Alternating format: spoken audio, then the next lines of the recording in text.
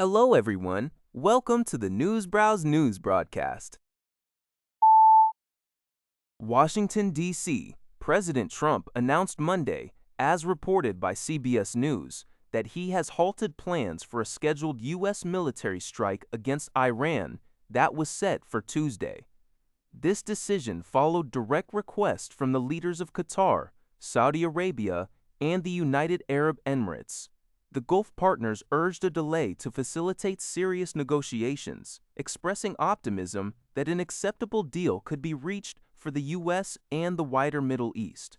A key condition for any agreement, as stated by Mr. Trump on Truth Social, is that Iran will possess no nuclear weapons.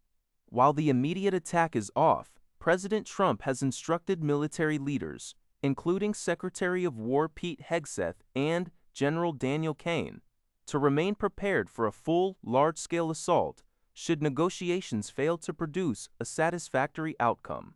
Additionally, an existing ceasefire, originally established on April 7, has been extended indefinitely at the request of Pakistan's leaders, with the Pentagon confirming its readiness to resume strikes if necessary.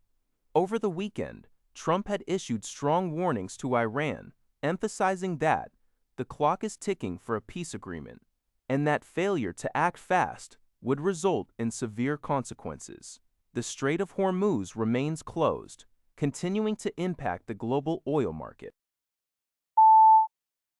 The Epoch Times reported on Sunday, May 17, 2026, that Ukraine launched a massive drone attack on Moscow and its surrounding regions overnight, resulting in at least 4 deaths, with 3 in the Moscow area.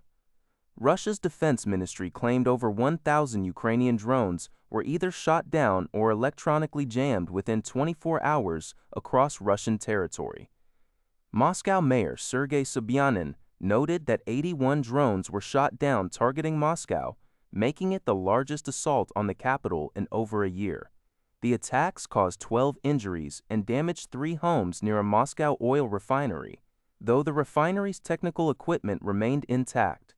Ukrainian President Volodymyr Zelensky confirmed these retaliatory strikes on social media, emphasizing they were a just response to Russia's ongoing attacks on Ukrainian cities and communities. He stated that Ukrainian drone and missile manufacturers continue production, enabling Ukraine to now strike targets over 500 kilometers from its border, even overcoming Russia's concentrated air defenses in the Moscow region. Meanwhile, Ukraine itself faced Russian attacks, with 287 drones launched overnight, causing 9 injuries in Dnipropetrovsk and Zaporizhzhia, most of which were intercepted. Ukraine has been intensifying drone strikes on Russian infrastructure, including oil facilities, in recent weeks. UPI reports that Mexico's Financial Intelligence Unit has temporarily frozen the bank accounts of Ruben Rocha Moya, the Sinaloa governor on leave, along with his children and several senior members of his administration. This action follows U.S. federal charges unsealed in late April, accusing Rocha Moya and other Sinaloa officials of aiding the powerful Sinaloa cartel. Mexican authorities cited accusations from the U.S. Department of Justice for the Southern District of New York regarding alleged links to drug trafficking, weapons possession, and receiving multi-million-dollar bribes for providing institutional protection to the cartel's Los Chapitos faction. President Claudia Sheinbaum confirmed the account freezes during her daily news conference, clarifying that it is a technical, automatic mechanism triggered by U.S. arrest warrants and does not constitute a final determination of guilt. The political situation intensified after 2 former senior Sinaloa officials, Gerardo Medida Sanchez and Enrique Diaz Vega, voluntarily surrendered to U.S. authorities and reportedly began plea negotiations, potentially providing sensitive information on illicit campaign financing and high-level political protection networks. Al Jazeera reports that the World Health Organization's chief and other United Nations leaders have stated that recent outbreaks of Hantavirus and Ebola are directly linked to steep and sudden funding cuts to the organization. This announcement was made during the annual World Health Assembly in Geneva, notably the United States, which has traditionally been the WHO's largest donor, ceased its funding in January 2025 under the Trump administration, contributing to the financial challenges faced by the global health body.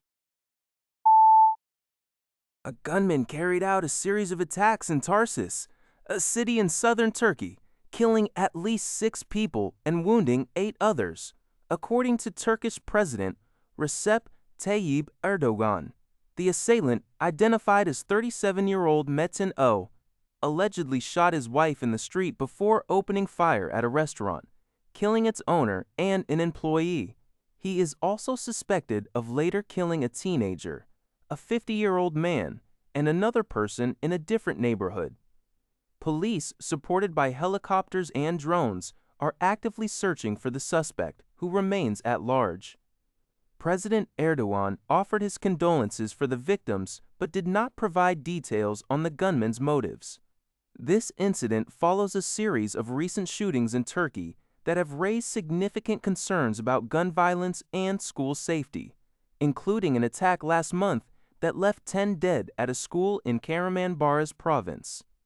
An NGO reports that tens of millions of firearms are held by citizens in Turkey, most without permits, CBS News reports. That's all for this video. Thank you for watching. See you in the next video.